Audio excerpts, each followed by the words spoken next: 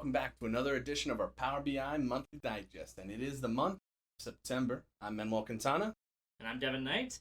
And we have kind of a small update this month, but some good things again in here that I think you guys are going to like. I think you're going to like what we have to show you today, right? Absolutely. I think, especially anybody who's worked with technologies beyond Power BI, AS, IS, there's some things that you might have been familiar with that you loved. They're just simple quality of life features, and they found their way right into Power BI.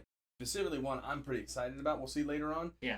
It's like something whenever I would go and teach in person, that I would always mention, to get that working, you may want to do X, Y, and Z. Right.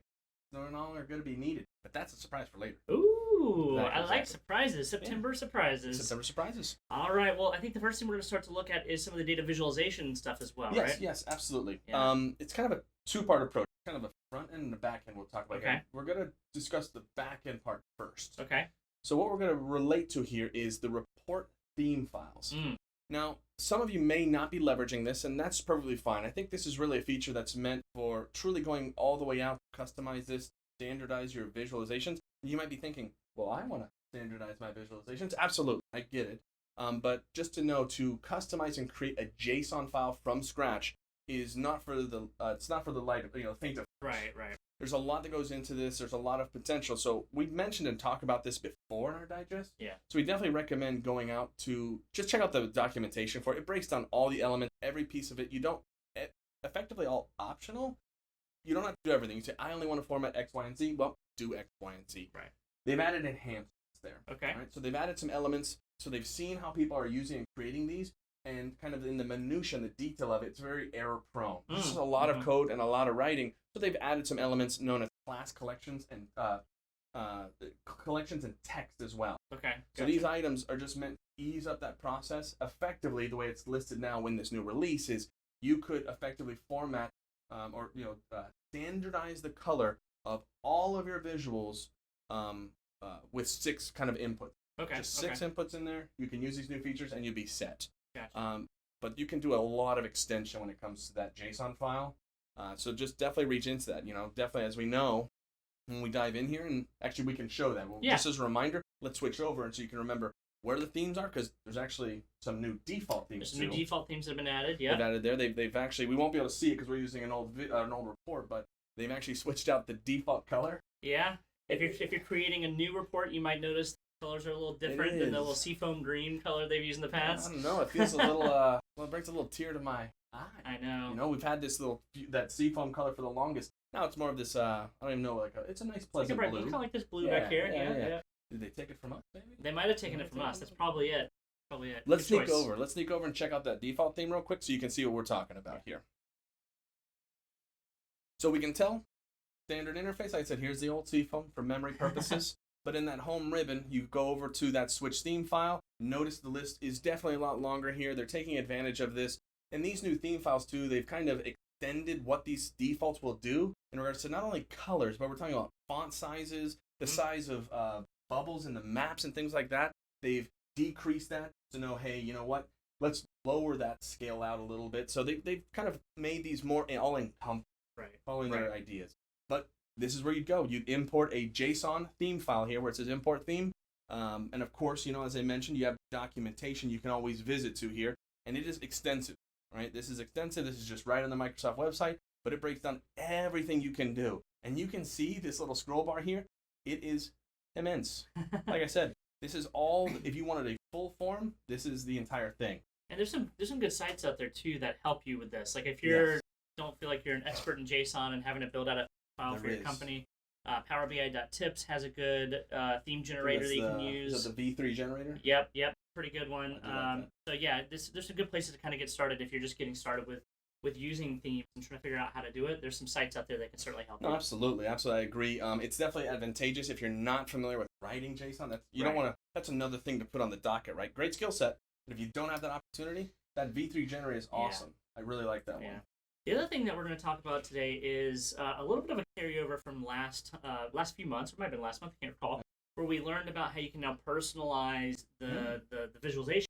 Yeah. So we learned last month, I believe it was last month. Yes, and it's still in preview. Yeah, still in preview, but we learned last month how you can actually add in custom visuals to personalize within side of the visualization pane. So that way, every time you Yeah. open up a new Power BI desktop, it'll have those there. visualizations in there, just like their default ones almost. Exactly. That was the idea. I think in quotes it was now you can make your custom visuals be out of the box visuals. Yeah. So they're always Yeah. with you. So And- we had that and last time. And it was in conjunction to something we talked about a couple times ago, organizational visuals, Yes. where we had this capability of going to the Power BI service, and you could effectively, import one of those custom visuals. Right. And this was for administrative, right? On the administrative side, and then this would be a organizationally approved theme. So when you went to the marketplace through the desktop tool, that is, you would have two tabs: entire marketplace or the ones approved by organization. It made it great and easy for organizational purposes. So it's like, let me, instead of going through the 200 plus at my that are here, let me just go to the ones I know my organization uses. That was great. Now these two, the personalized and the organizational one, coming together. there's a relationship now. They're getting together. All right. This is a great addition. Once again, it is on the service side, so we're going to actually do a little something different. We're going to take you over to the service. We don't do it too often here. We usually focus on the desktop. We're going to head over to the service so you can see where we can do this, and also show you guys some other features out there that you probably already noticed, but we're going to bring it to your attention just in case. Yeah, so while we're there. let's go launch over to the service itself. So let me bring this up right now. We have this link. So I'm just on my home area here, and right away, you've probably noticed it just in case, you have this new look option. Now, more than likely there's going to be in the future this capability of moving between multiple themes, but right now we have this standard one, and then this very much mimics the new theme that we're seeing in that desktop tool. So a little bit different, buttons displaced in a different way, so this is where you have all your options, so you can turn this off. So yeah, this is a fun little area. Also, something that was between this month and the previous month in August, we also had the capability for the custom branding, right? The branding. Yeah, the branding is great stuff because, I mean, for myself and you, I know we're seeing a lot of organizations that have that potential of needing to share reports with users, not only inside the organization, but external, right? Going external. Yeah. So what better way than not just having this Power BI home, but brand it. Right, I like it. So let's look at that real quick, just so you guys know. If I go here to the settings options and go over to the admin portal, so I'm going to highlight this. We'll go to the admin portal. Right here, bottom option, custom branding. You have three things in here that you can configure. You can upload an image for the logo. Mm-hmm. You can change the cover image, which is effectively going to be like the banner that's here at the top. Right. Mm-hmm. And then if you want the theme color, it's just going to be the overall theme within it as well. So if you add a actual cover image, there'll be like a little bar on top of it that'll pick the color. A lot of times you just want this theme color to coincide with whatever cover image you're choosing. Yeah, it makes sense. But now your page is going to feel like your page. Nice. I like that. Yeah, Very cool. Fun stuff. So we see organizational visuals, something we've talked about. This is actually where you would go to set this up so you can effectively make personalized visuals. So that whole custom visuals, make them out of the box by default. Okay. So me as an administrator, I could say, these are the three that we like to use. Push it out to all of my users. So how does that work? Would they have to be logged in at some point to be able to actually connect to and see that? Absolutely. Okay. As we know, whenever you're on the desktop tool and you hit that From Marketplace button, it prompts you to sign in. Right. And based off of that sign in, you see your organizational visuals. And with that sign in, you'll also get these set and done for you. So they'll automatically be in my toolbox. That's Absolutely. Awesome. So the way we do it, we can only show a piece of it actually. This is, of course, going to be released on the service. So in the region that we are currently, it actually isn't there, but you would just find the custom visual in focus, the one that you want to put out there. Uh-huh. Hit the settings button, and you get this pop-up. We've seen this before, but there will be a new option under access directly underneath this, which will allow you to push this to the other users. Okay, gotcha. I've got this image right here, so I'll bring this up so you guys can see right here what it looks like. So you can see this is exactly where we just were. There's a new little section here, and you simply just toggle this on. This is a per visual thing too. Okay, so gotcha. You can still have some that are left to their choices to pick if they want to leverage or not. Makes sense. Yeah. So I definitely like that one. Just streamlining the process even more. Yeah, because there's definitely going to be some visuals that your organization uses a lot. Maybe your particular department uses finance, like Gantt chart over and over and over and over. And if you want to have that plugged in as a default, that'd be great. You can easily turn that on now. And you get a junior developer in who's new to the mix, not certain. He loads up his Power BI desktop, logs in, everything's there for him. I wonder if you'll actually have some people assume now that some of those visuals are default out of the box, even when they're not. It could absolutely happen, but I think that's an easier conversation to Yeah, have. right. And, like, where do I find this? Where do I find it? Yeah. Cool. So the next thing we're going to start talking about more is on the modeling side, the analytics side of things here. Sure, yeah. And we're going to start discussing some of the format capabilities of measures that you have. So you have some measures in there, and I want to be able to format. You probably know already under the modeling ribbon, there's a format section. Yes. But they've enhanced that a bit, right? They have. As you've mentioned, it's been around for the longest. Go to the, you don't even have to be. You could be in the home ribbon, data view, whatever. You go to the modeling ribbon, and there was a format. Format general is the default. You could switch it to numeric, currency, whatever you like. Right. If you're not using it, highly recommend, be familiar with that. It's a critical piece of the process. But now, what you can do is in the model view, so not the model ribbon, you can access the properties of a field. And in the properties of that field, you can now set custom formatting.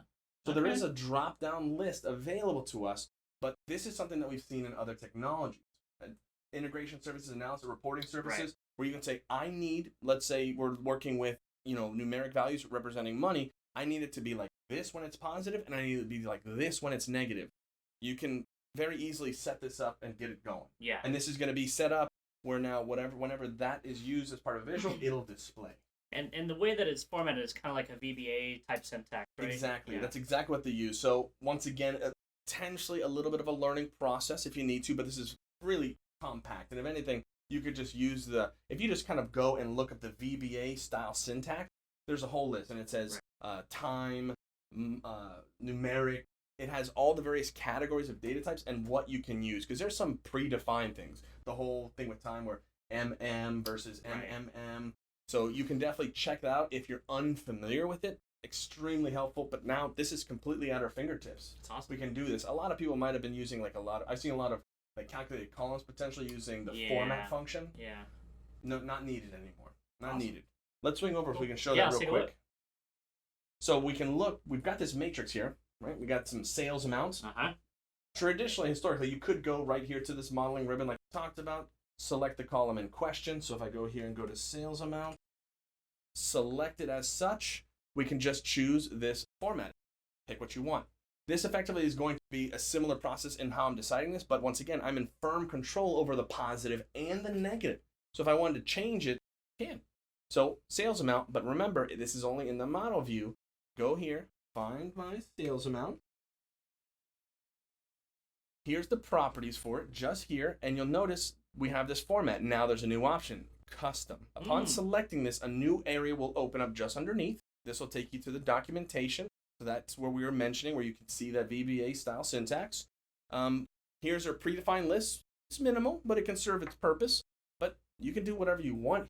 So for instance, I could simply go with, let's say, $, hashtag, comma, hashtag 0.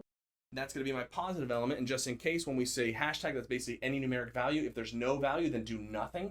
If we place a 0, it basically say, show that number. There's no value, then put a 0 in that place. Colon. Now, what do I want to do if we have a negative? So I'm going to go here. I'm going to do mine in parentheses, square. Well, you can do whatever. This is the fantastic piece of this.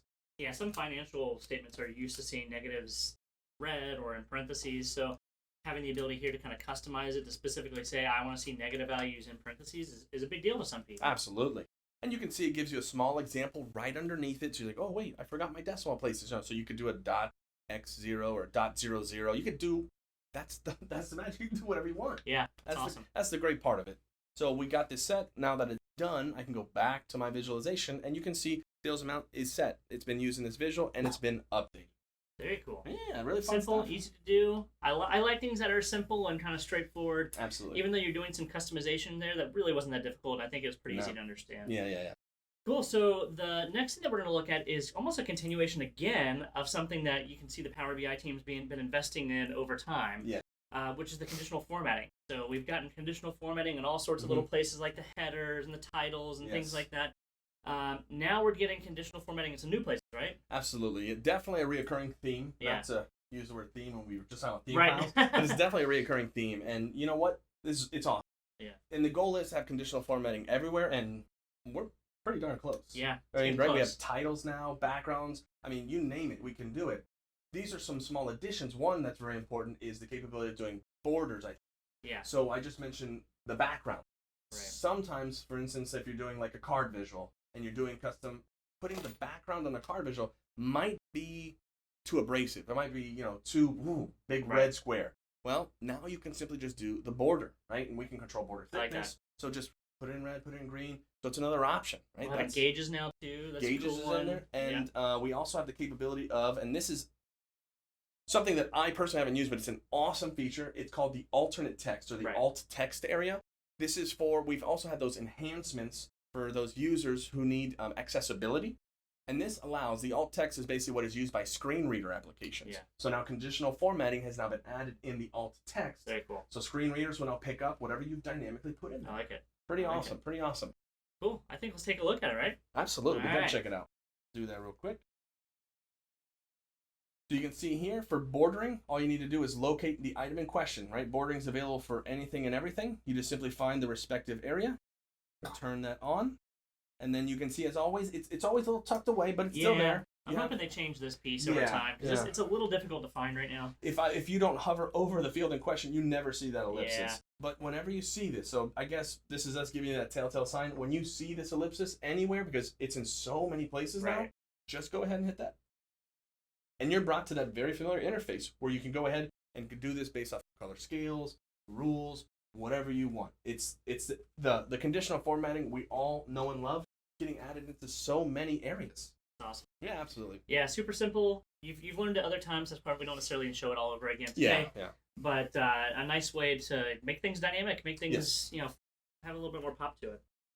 So I think the last thing, again, kind of a small update today, but the last thing that we have is around drill-throughs, right? Yeah, this was that secret I was talking about. Yeah. So I think the problem here, first, let's state the problem is, a lot of people, for many, it's not obvious when you have a drill-through turned on a report. Correct. So we're kind of talking from an end user's perspective. Yeah. We as report creators love drill-through. I mean, the capability is fantastic, but especially in the infancy stages of the implementation of Power BI, this is the first report your users are going to ever consume. Right. How do they know to right-click, find drill-through, and then select? How would they even know that behavior right-click is a thing? Yeah, exactly. Exactly. So now there's a change where there's a little bit of added help or a hint to give the end users guidance on the fact that they need to do that right-click to get to drill-through, right? Absolutely. All right, cool. Well, maybe this might just be easiest to show, right? And it's an awesome one. It's just kind of now baked into the product, ready to go. This is one of the things I love the most. It's going to be part of the tool. Check this out. Let's go right over to what we were just doing. Right, we're sitting here. I have page 2 happens to be a drill through. It's nothing fancy, but the key point of this is now this chart. I hover over it. We already use the custom formatting. But right. Look so at some that. Colors. Right there. Yeah. I love. That's pretty big. Yeah. I know some of these things seem really small, but that is probably one of the biggest things that I see when we do classes and we teach people. They're oftentimes the question is, how would I have known to right click to do something like that? Oh, that's a good question. You probably wouldn't have known, but now there's some guidance here. There's a little hint text to let you know, hey, if you right click, there's more stuff you can do here. Absolutely. This actually, in the previous, we just recently covered a new feature that was added in the visual header tooltip. Yeah. Where you could add custom little kind of indicator to add messages, but users still would know to hover over that. This is built. Everybody loves and uses tooltips. Mm-hmm. It's just there. So the fact that this is boom in your face is exactly what's needed. It just makes that process for the rollout. Just make sure that people accept this and know how to use it and are happy about it. This is a very simple but effective addition to this entire tool set. I love it. Great addition. Yeah, so again, not a huge update, but some good stuff in there this month, I think. No, simple, to the point, and effective. Yeah, so we hope you enjoyed it. We're curious, as always, what was your favorite feature of these? Comment below, let us know which one is your favorite. And of course, as always, subscribe, check out some of the other things we do. Make sure you look at the paid training that we do as well. If you go to pragmaticworks.com, on our site, we also offer 2 classes for free for life. We have a Dashboard in a Day course, which is, of course, all about Power BI. And then we have App in a Day course, which is focused on Power Apps. Both of those courses you can sign up for free if you sign up for our free trial of our on-demand training, or on-demand learning. From there, you'll have a bunch of courses you see. 2 of those that I just mentioned, Dashboard and App in a Day, are there for life, so you can watch them as much as you want. This guy does Dashboard in a Day and updates it pretty frequently, so you'll be sure to see the most up-to-date version of how you can do some of this stuff with Power BI. And App in a Day is done by our owner, Brian Knight. So, very cool stuff. Again, thank you as always, Manuel. Thank you for having me. You kind of led the show today. I got to hang around with you. I appreciate it. My name is Devin Knight, and And Will Quintana. See you next time. Take care.